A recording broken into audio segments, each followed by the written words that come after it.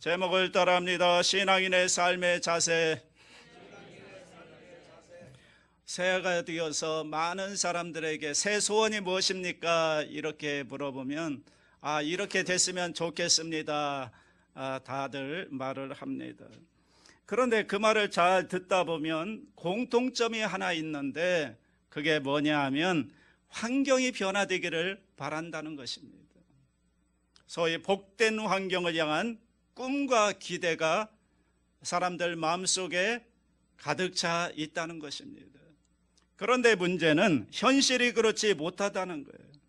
내가 바라는 소원과 꿈은 너무나 높고 너무나 아름다운데 내 현실은 그것과 아주 많은 갭을 가지고 있다는 것입니다. 이 속에서 고민하는 게 우리의 모습이죠. 어떻게 하면 우리의 이상과 우리의 꿈과 현실 사이의 이 차이, 갭을 메꿀 수 있느냐? 이게 오늘 본문의 주제입니다.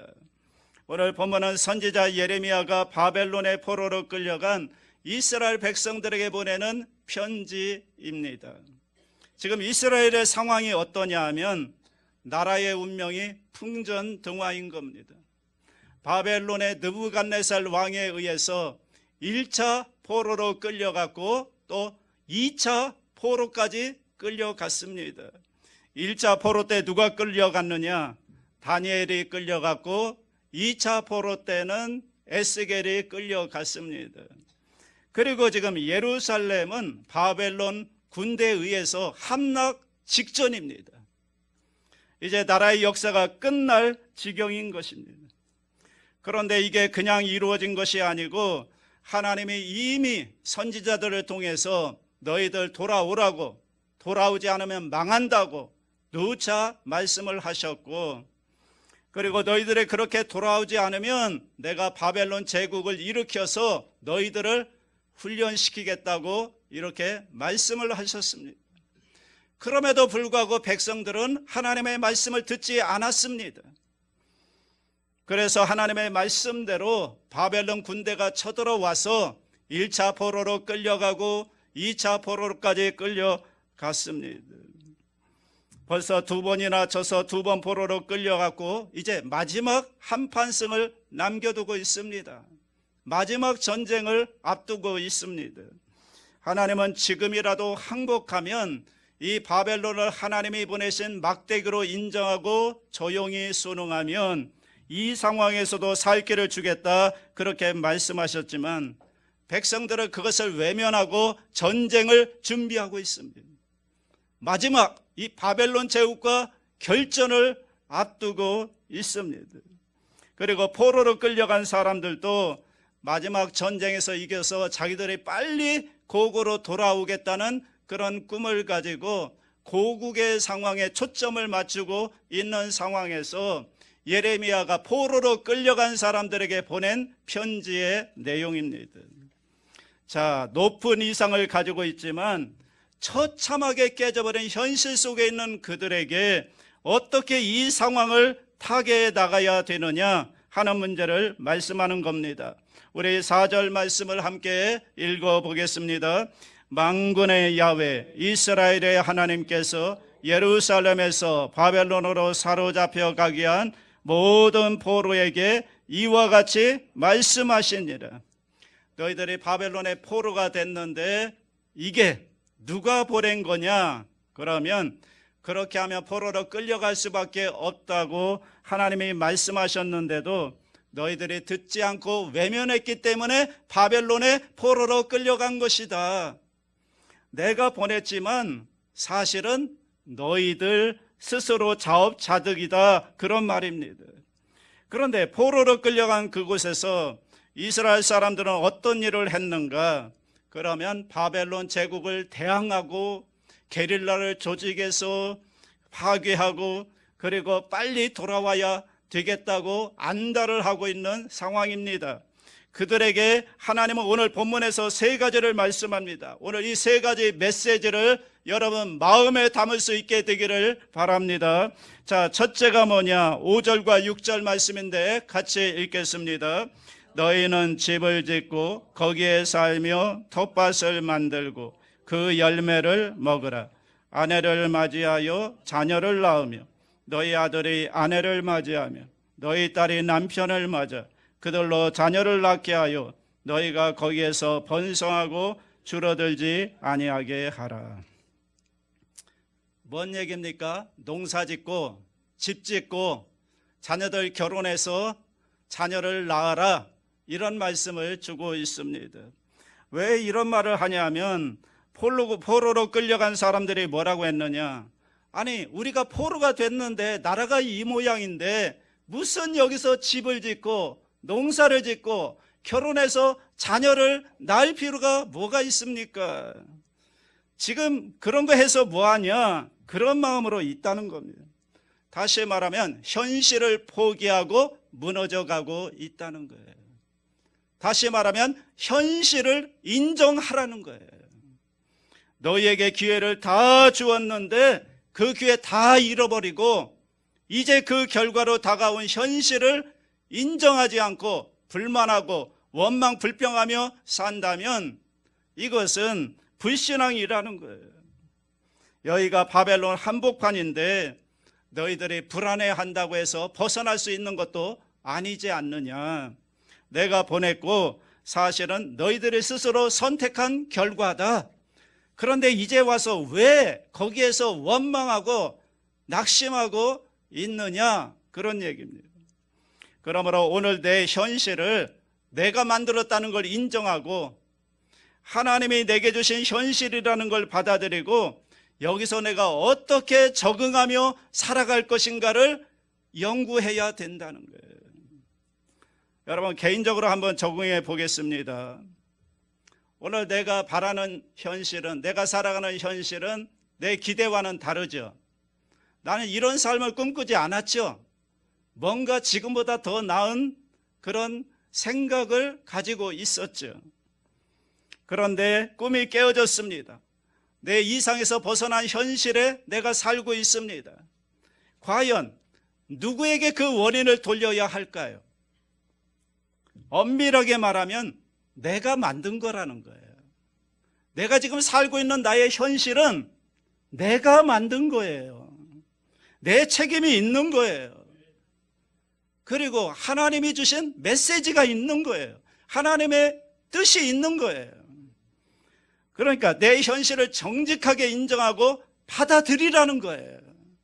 거기에서 원망하고 불평하고 아무것도 안 하고 그러고 있으면 안 된다는 거예요.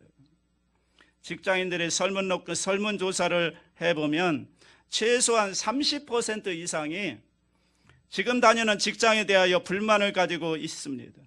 사표를 내고 싶은데 내가 이 월급 받고 이 대우 받고 있을 사람이 아닌데 이런 불만을 다 가지고 있다는 거예요.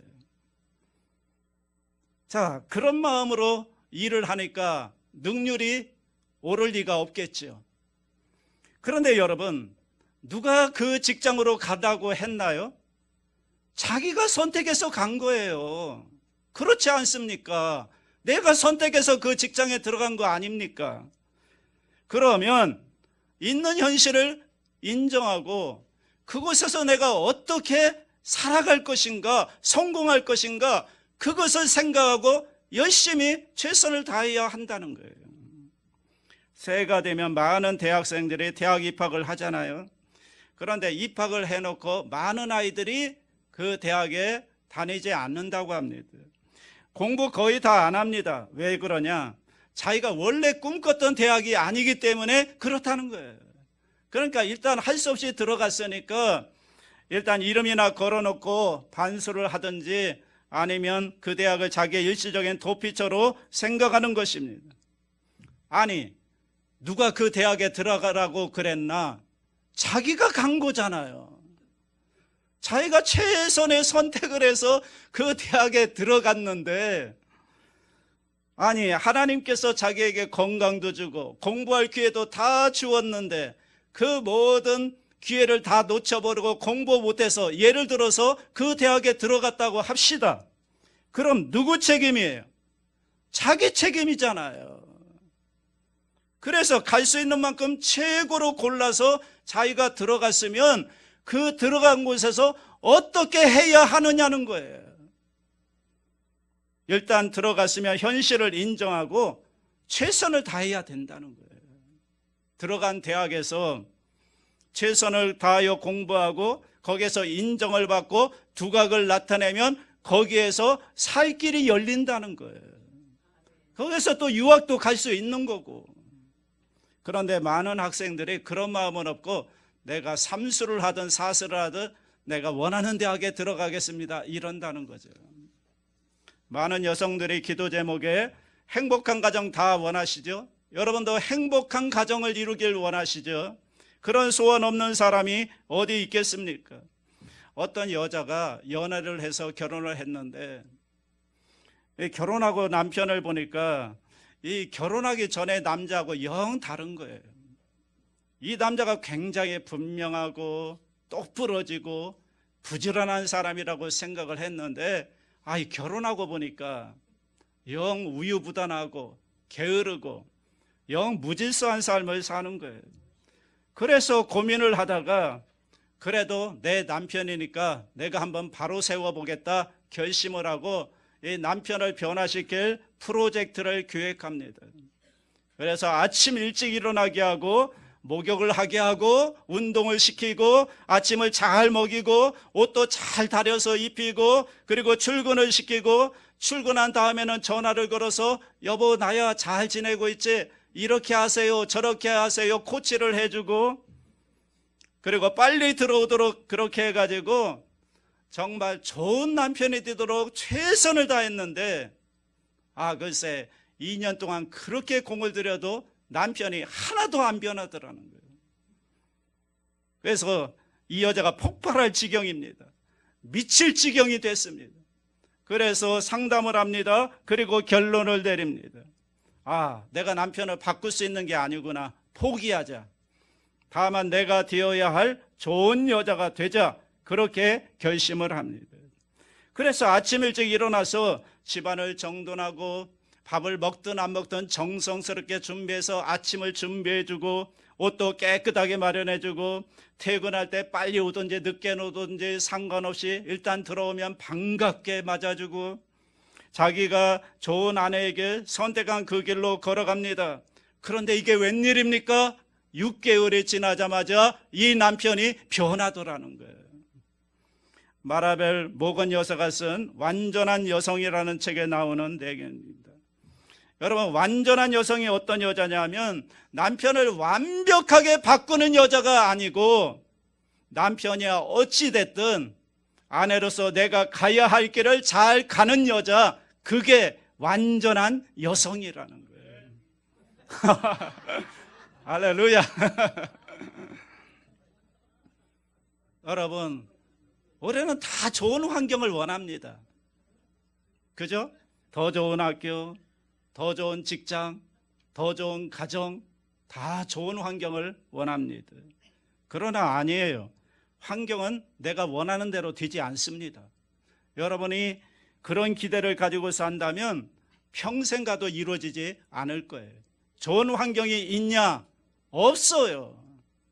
그래, 불만스러운 현실이지만 내가 이 현실 속에서 어떻게 하느냐에 따라서 내가 원하는 환경이 만들어진다는 거예요. 좋은 환경을 바라지 말고 있는 환경에서 있는 삶의 자리에서 내가 어떻게 최선을 다하여 살아갈 것인가 그렇게 노력을 하다 보면 내가 원하는 좋은 환경이 만들어진다는 걸 기억할 수 있게 되기를 바랍니다. 그래서 오늘 하나님이 말씀하는 것입니다. 현실을 인정하고 받아들이라는 거예요. 안달하지 말고 이 현실은 내 책임으로 받아들이라는 거예요. 내 책임이에요. 내 삶의 결과가 오늘인 거예요. 그리고 하나님의 선물로 받아들이고 나는 이 현실에서 벗어나고 싶다, 정말 지겹다, 미치겠다, 때려치워야겠다 이런 생각하지 말라는 거예요. 왜? 그런 마음을 가지고 살면 6절 끝에 나오잖아요. 거기에서 번성하고 줄어들지 아니하게 하라. 내가 지친다는 거예요. 번성할 수 없다는 거예요. 회복할 수 없다는 거예요. 오히려 이 현실 속에서 내가 적응할 거야 현실을 받아들이고, 그리고 이제부터는 노력하리라 각오하라는 거예요. 도망치려는 마음으로 살지 말고, 저도 솔직히 고백하면 이 도망치려는 마음이 좀 있었는데 말씀을 좀 이걸 버려야 되겠다. 여기서 오래 살겠다는 마음을 가지고, 예? 뿌리를 내리겠다는 결심을 하고 성실하게 노력하면 거기에서 살 길이 열린다는 거예요. 아멘입니까? 자, 두 번째 7절 말씀 함께 읽습니다. 너희는 내가 사로잡혀 가게 한 그 성읍의 평안을 구하고 그를 위하여 야훼께 기도하라. 이는 그 성읍이 평안함으로 너희도 평안할 것임이니라. 자, 이제는 현실을 인정할 뿐 아니라 그 다음에 너의 환경과 주변을 축복하는 사람이 되어야 한다. 왜냐하면 지금 이 사람들이 있는 곳이 바벨론이기 때문에 이 사람들은 바벨론을 저주했거든요. 이놈의 나라 망해버려라 이렇게 저주하고 살았거든요. 그런데 그 현실이 너의 현실이라는 거예요. 바벨론의 질서와 법을 어기면서 반사회적 행동하면서 저주하면 내 삶의 현실이 어떻게 되겠냐는 거죠. 그러므로 네가 속한 일터, 너의 가정, 네 배우자, 네가 섬기는 주인, 네가 속한 나라 저주하지 마라. 축복하라. 내 환경을 축복하라. 왜? 그게 너의 구체적인 삶의 현실이기 때문에 너의 삶의 환경을 저주해버리면 너의 삶은 어떻게 되겠냐는 거죠. 내 환경을 축복하는 사람이 되어야 한다는 거예요. 그래야 인정을 받고 너도 거기에서 살 길이 열린다는 거예요. 여러분, 요셉이라는 사람 있잖아요. 형들 때문에 애굽의 노예로 팔려가지 않습니까? 여러분, 얼마나 억울합니까? 그런데 보디발의 집에 가게 됐습니다. 그 집의 노예가 됐습니다. 그런데 이 요셉이 거기서 신세 한탄을 하거나 주인을 저주했느냐? 아니에요. 노예였지만 그 보디발의 집에서 최선을 다합니다. 최선을 다해요. 현실을 인정하고 받아들이고 거기서 최선을 다하는 거예요. 주인이 그를 보는 거죠. 야, 참 괜찮은 노예가 왔구나. 그죠? 모든 애가 다 너 같으면 얼마나 좋겠느냐. 너는 정말 믿을 수 있다. 그래가지고 요셉을 가정총무로 삼는 거예요. 새 길이 열리는 거예요. 주어진 현실에서 최선을 다하여 노력하다 보고 인정받게 되면 거기서 새 길이 열리는 거예요. 살 길이 열리는 거예요. 우리는 요즘 갈 곳이 없다고 그러는데 여러분, 정말 갈 곳이 없습니까? 아닙니다. 많은 곳에서 사람을 찾습니다. 좋은 환경을 찾는 사람은 필요 없습니다. 필요한 사람이 누구냐 하면 어떤 환경 속에서도 최선을 다하는 사람을 필요로 하는 거예요. 그래서 어디에 있든지 거기서 최선을 다하면서 칭찬을 받고 인정받는 사람이 되면 거기에서 새 길이 열린다는 거예요. 그래서 너는 네 있는 곳에서 네 주변을 축복하라. 마지막 세 번째 8절과 9절 말씀 읽습니다. 시작. 만군의 야훼 이스라엘의 하나님께서 이와 같이 말하노라. 너희 중에 있는 선지자들에게와 점쟁이에게 미혹되지 말며 너희가 꾼 꿈도 고지 듣고 믿지 말라. 내가 그들을 보내지 아니하였어도 그들이 내 이름으로 거짓을 예언함이라. 야훼의 말씀이니라. 자, 헛된 꿈에 미혹되지 말라. 점쟁이의 말을 듣지 말라. 그리고 거짓 선지자들이 이 포로로 잡혀간 이스라엘 백성들을 어떻게 부추겼느냐 하면 걱정하지 마라. 너희들 금방 돌아갈 거다. 70년이 아니라 2년 안에 돌아갈 거다. 이렇게 거짓 예언을 해서 미혹을 했던 거예요. 그러니까 두 소리가 들려오는 겁니다. 하나님께서는 너에게 주어진 현실을 인정하고 그곳에서 충성을 다해라. 최선을 다하라. 이런 말씀이 있는 거고, 또 하나는 아니야. 금방 떠날 거야. 2년 안에 떠날 거야. 이렇게 미혹하는 소리가 있는데 왜 사람들이 미혹되느냐 하면 마음이 안정이 안 됐기 때문에.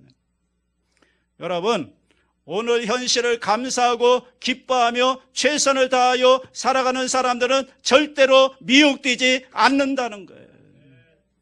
오늘 감사하고 이대로가 하나님의 은혜라고 믿는 사람이 미혹되는 거 봤습니까? 그러나 그만둬야지, 마음에 안 드는데 때려쳐야지, 이런 마음을 갖고 살면 미혹된다는 거예요. 김 선생님 5천만 원만 투자하면 한 달에 500만 원씩 딱딱 나옵니다. 한번 투자해 보시죠. 오늘 감사하는 사람은 미혹되지 않는다는 거예요.